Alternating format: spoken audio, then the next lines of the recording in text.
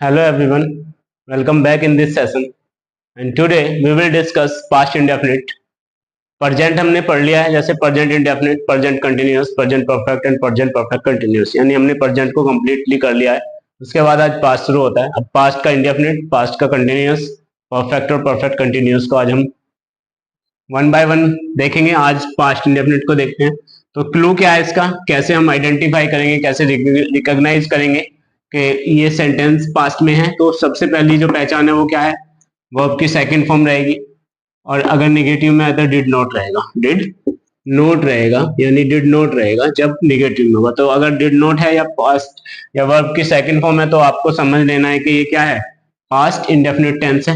हिंदी में क्या आता है, या ये ता था ती थी ते थे, आ ई ए आदि मात्राएं, इस तरह की जो मात्राएं पे सेंटेंस खत्म होता है वो हमारा पास्ट इंडेफिनिट का बोध कराता है। देखते हैं एग्जाम्पल।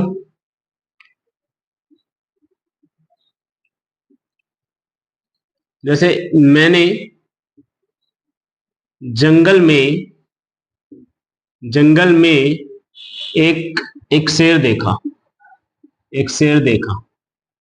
और आपको ये भी याद रखना है, जो स्टोरी होती है, हम स्टोरी बनाते हैं हिंदी से इंग्लिश या इंग्लिश से हिंदी, मोस्टली पास्ट इंडेफिनिट सबसे इंपॉर्टेंट होता है उसमें, तो वो आपको आना चाहिए। जैसे फर्स्ट है, इसको हम कैसे बनाएंगे, आई। अब देखने की क्या होती है, सो होती है। आई सो, क्या देखा, आ लायन।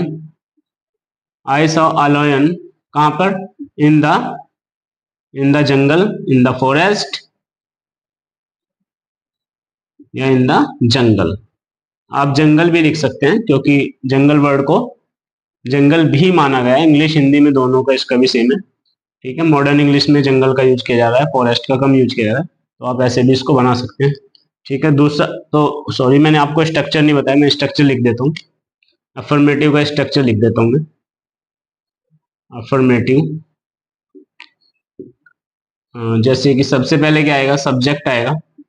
सब्जेक्ट के बाद क्या होगा, वर्ब की सेकंड फॉर्म। सेकंड फॉर्म के बाद सीधे सीधे object. Object this and others. ठीक है, this is the structure of past indefinite affirmative sentence.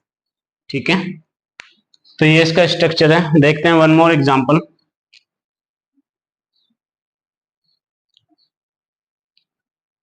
उसने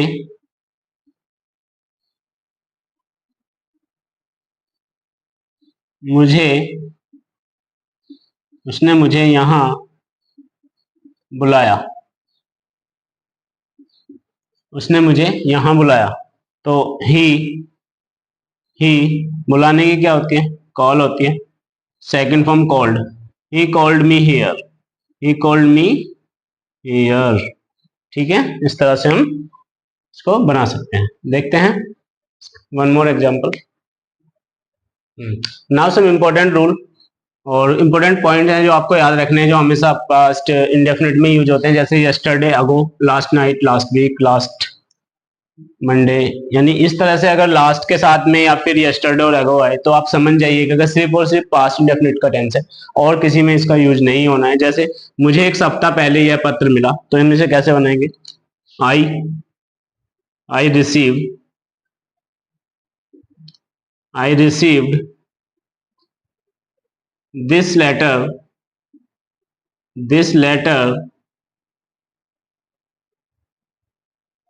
अ वीक अगो। ठीक है, आई रिसीव्ड मुझे मिला, मुझे प्राप्त हुआ। क्या प्राप्त हुआ, दिस लेटर यानी यह पत्र कब हुआ, एक सप्ताह पहले। तो एक सप्ताह के लिए अ वीक और पहले के लिए अगो। और ये किस में है, पास्ट इंडेफिनिट में। ठीक है, याद रखना पास्ट इंडेफिनिट में अगो, यस्टरडे इनका यूज होता है। अगर ये कहीं दिखते हैं तो समझ जाइए वो पास्ट इंडेफिनिट का है। दूसरा, वह कल शहर से आया, वह कल शहर से आया। तो ही आने की क्या है, सेकंड फॉर्म केम।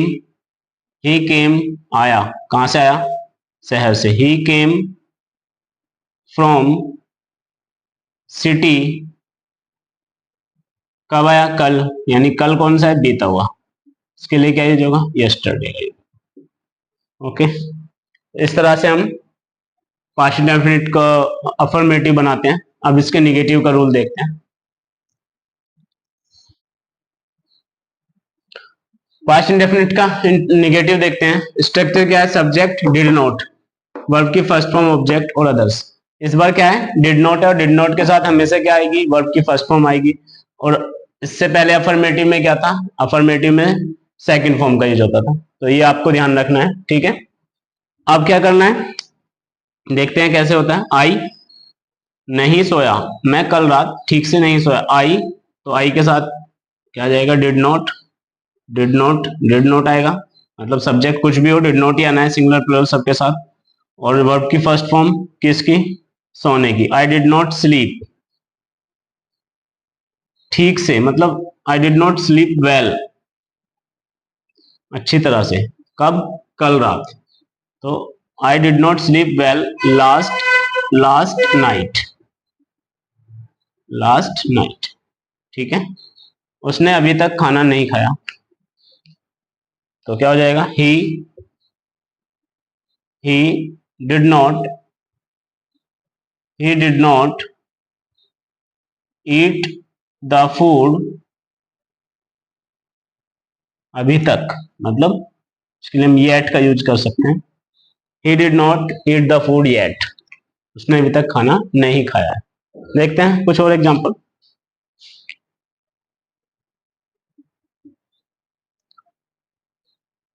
बच्चों ने बच्चों ने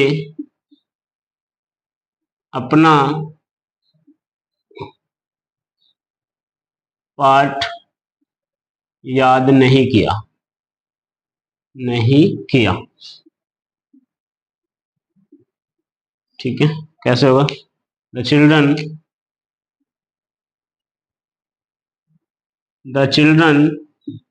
डिड नॉट याद करने की क्या है? लर्न, अपना पाठ, लर्न देयर लेसन, ठीक है। कोई दिक्कत नहीं होनी चाहिए। देयर क्यों आया?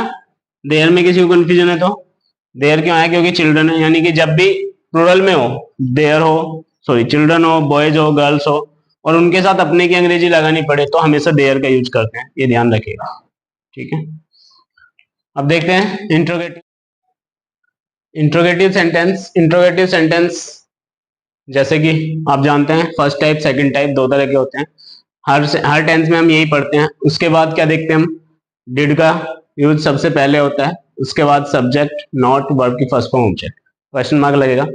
सेम सेकंड टाइप में क्या होना है? पूरा स्ट्रक्चर सेम रहता है, क्वेश्चन वर्ड शुरू में आ जाता है। एग्जाम्पल से समझते हैं, that will make some sense. Example है, क्या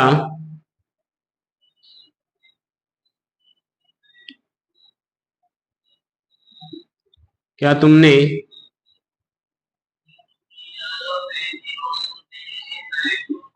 मोहन को अपने घर नहीं बुलाया? ठीक है, देखिए, क्या तुमने मोहन को अपने घर नहीं बुलाया, तो क्या है? क्या के लिए हम क्या डिड का यूज करेंगे? फर्स्ट टाइप है, क्या शुरू में आ रहा है? क्वेश्चन मार्क लगेगा, डिड। सब्जेक्ट क्या है? You, did you. उसके बाद नोट, नोट क्योंकि इसके लिए। डिड यू नोट, बुलाने की क्या है? वर्ब की first form, call. Did you not call, या इनवाइट भी हम लगा सकते हैं अगर आमंत्रित करने जैसी कोई बात है तो। डिड यू नॉट इनवाइट भी कर सकते हैं, कॉल भी कर सकते हैं। मैंने यहाँ पे इनवाइट भी लिख दिया, आमंत्रित नहीं किया है या नहीं बुलाया। डिड यू नॉट कॉल या इनवाइट किसको? इनवाइट टू मोहन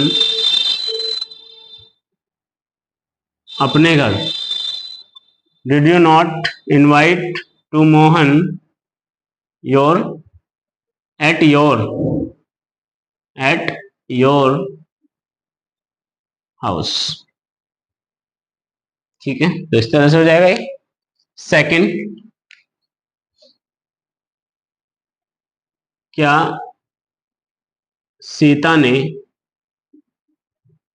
खाना नहीं खाना नहीं पकाया? ठीक है, क्या करना है? डिड लगाना है। Did Sita did Sita not, पकाने की क्या होती है, कुक होती है, cook the food, cook the food. ठीक है, सेकंड टाइप देखते हैं इसका। तुमने बच्चों को क्यों पीटा, क्यों पीटा। ठीक है, क्योंकि क्या होती है, why, why, why did you, why did you, why did you beat, why did you beat the children. ठीक है, ऐसे हो जाएगा ये। सबसे पहले क्या आया, क्वेश्चन वर्ड आया, क्वेश्चन वर्ड के बाद डिड, डिड के बाद क्या, सब्जेक्ट, सब्जेक्ट के बाद V1 और उसके बाद ऑब्जेक्ट हमारा the children. Why did you beat the children. ठीक है, इसके बाद कुछ ऐसे भी होते हैं जो जिन्हें हम हु वाले बोलते हैं, उनको भी देखते हैं। ठीक है, देखते हैं अब हु वाले वाक्य कैसे बनते हैं। अगर हु आ जाए और वाट आ जाए, हु और हु के बाद सीधे सेकंड फॉर्म, वाट के बाद सीधे सेकंड फॉर्म, तो भी प्रेजेंट सॉरी पास्ट इंडेफिनिट होता है। और पास्ट इंडेफिनिट का इसके जो कैसे हम इसको हिंदी में अगर मिलेगा तो कैसे मिलेगा देखते हैं। ये मिलेगा जैसे इसमें होगा, तुम्हें, तुम्हें, तुम्हें किसने, तुम्हें किसने पीटा, बोलते हैं ना, तुम्हें किसने पीटा, तो मतलब किसने के लिए क्या आएगा, हु आएगा, हु। और पीटने की क्या है, beat, who beat, who beat you.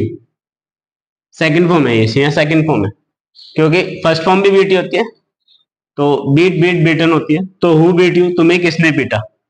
ठीक है, अगर यहाँ पे एस लगा दिया जाए, अगर यहाँ पे क्या एस ऐड कर दिया, ये ध्यान रखिएगा, अगर ये हो गया हु बीट्स यू, यही पहचान है, बस यही पहचान है कि ये प्रेजेंट है और ये पास्ट है। क्योंकि अगर तुम्हें किसने पीटा, या तुम्हें कौन, इसका मतलब तुम्हें कौन पीटता है, तो एस लगते ही प्रेजेंट हो जाएगा और एस हटेगा तो ये पास्ट हो जाएगा, ध्यान रखिए। और हम क्या पढ़ रहे हैं, हम पढ़ रहे हैं पास्ट, सिंपल पास्ट या पास्ट इंडेफिनिट। नेक्स्ट सेंटेंस क्या कहता है, जैसे हम बोलते हैं ना व्हाट हैपन, व्हाट हैपन, क्या हुआ, इसका मतलब होता है क्या हुआ। व्हाट हैपन मतलब क्या हुआ, तो व्हाट हैपन, अब ये देखिए व्हाट, व्हाट के बाद सीधे क्या है, सेकंड फॉर्म। ठीक है, क्या हुआ, क्या हुआ। ठीक है, तो इस तरह से यूज करते हैं। तुम्हें अंग्रेजी कौन पढ़ाता है, तुम्हें अंग्रेजी किसने पढ़ाई, तुम्हें अंग्रेजी किसने पढ़ाई, who, who taught, second form, who taught you English, who taught you English, तुम्हें अंग्रेजी किसने पढ़ाई। तो हु वाले सेंटेंस कैसे सीधे अफर्मेटिव की तरह बनते हैं, मतलब उसमें डिड लगाने की कोई आवश्यकता नहीं है। और डिड क्या, वो किसी भी टेंस में अगर रहेंगे तो उनमें हेल्पिंग वर्ब की आवश्यकता नहीं होती है, सीधे क्या आती है, वर्ब आती है। तो इस तरह से हम क्या करते हैं, हु वाले सेंटेंस को बना सकते हैं। तो ये था आपका पास्ट इंडेफिनिट। ठीक है, उम्मीद करता हूँ आपको समझ आया होगा, और वीडियो को लाइक करें, सब्सक्राइब करें। Thank you for watching.